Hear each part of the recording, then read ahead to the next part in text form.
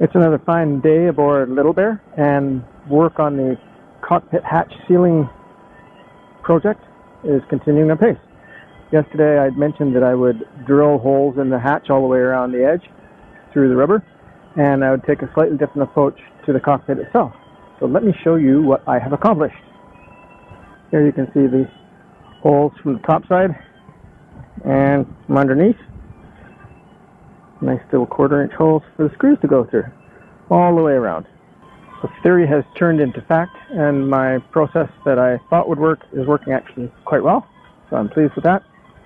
And for the hatch, I have to, it's more than just drilling. I can't drill through the fiberglass nuts without destroying them, so I used a slightly different approach, which I'll explain to you now. These are the screws that I used to mount the fiberglass nuts when I epoxied them up underneath the lip, and they were full of epoxy when I took them out. They were basically useless, but I need to use these to cut holes in the rubber, but I couldn't without removing the epoxy. So I grabbed a die, put it in a vice grip, and then ran the screws through it with my drill.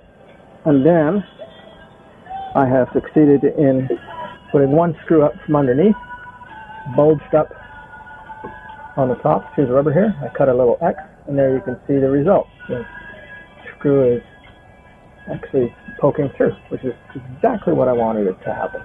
So now I'll cut the rubber away and then proceed with the rest of the holes. So I've turned all the screws that I have up into the nuts to the point that they're making a little bulge. I don't know if this will show up on camera or not, but I'll try and give you a good shot of how it looks. There's one there. There. Yeah, it's a gooder right there. Yeah, it's a little shy. There.